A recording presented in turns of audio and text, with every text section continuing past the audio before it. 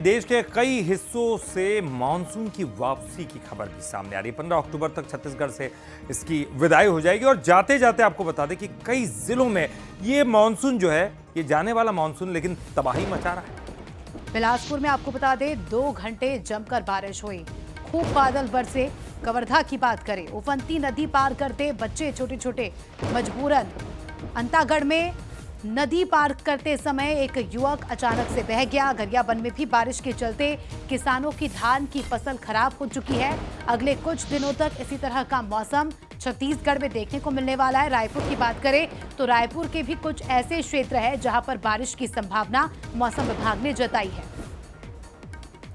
से आज प्रदेश में 1-2 स्थानों पर हल्की से लेकर मध्यम वर्षा होने के चांस है, मुख्य रूप से मध्य और दक्षिण छत्तीसगढ़ में। और उत्तर छत्तीसगढ़ में ऑलरेडी वर्षा का गतिविधि जो है वो थोड़ा कम हुई है और अगले 2 से 3 दिन में उत्तर और मध्य छत्तीसगढ़ से साउथ वेस्ट मानसून का विदाई होने के चांसेस है। और चलिए ज्यादा जानकारी के लिए बात करेंगे। हमारे साथ हमारे ब्यूरो चीफ अमन पांडे जुड़ गए हैं। अमन, अब ये विदाई का समय है मानसून का। हालांकि कुछ जगहों पर ठंड भी बढ़ी है, लेकिन मानसून जब विदाई ले रहा है तो जाते जाते तबाही भी मचा रहा है। कई जगहों से ऐसी तस्वीरें सामने आई। क्या जानकारी आपके पास?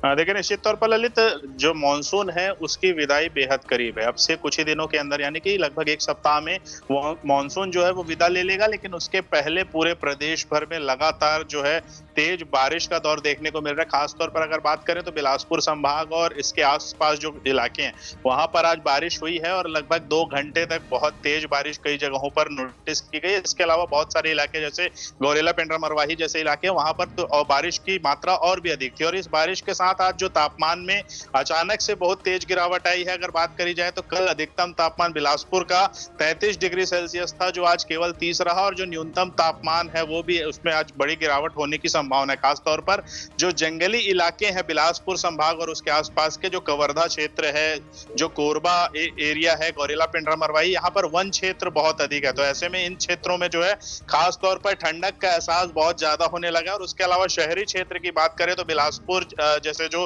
बड़े शहर है इस इलाके में, वहां पर भी सुबह के वक्त जो है गुलाबी ठंड महसूस होने लगी। देर रात के बाद ही अब जो है मौसम में ठंडक का अनुभव होने लगा। तो कहीं ना कहीं मानसून की विदाई के साथ साथ विंटर की एंट्री भी होने लगी और जल्द ही जो है जैसी की आशंका जताई जा रही थी कि इस बार ठंड भी कड़ाके की पड़ेगी क्योंकि बारिश बहुत हुई है। तो ऐसे में उसके आसार कहीं ना कहीं दिखने लगे और तापमान में गिरावट भी दर्ज की जा रही है। अगर बिलासपुर संभाग की बात करें तो बिलासपुर संभाग के सभी जिलों में आज तापमान में गिरावट है और आने वाले दिनों में भी बादल छाए रहेंगे। तो दिन के समय में उमस और रात के समय में जो है तापमान में बड़ी गिरावट दर्ज की जाएगी, ऐसी संभावना जताई जा रही है। वैसे में आगे जो देखना होगा कि ठंड की जो वास्तविक एंट्री वो कब तक होती है और गुलाबी ठंड का जो एहसास है उसका लोग किस तरह से आनंद लेते हैं। बिल्कुल, लेकिन अमन, लोग तो ये कह रहे हैं कि अब जो ठंड आने वाली है वो काफी अच्छी और तगड़ी आएगी जिस तरह की बारिश हुई है। लेकिन आपने सही कहा कि जाते जाते ये मानसून भी डरा कर जाएगा। बहुत बहुत शुक्रिया आपका इस पूरी जानकारी की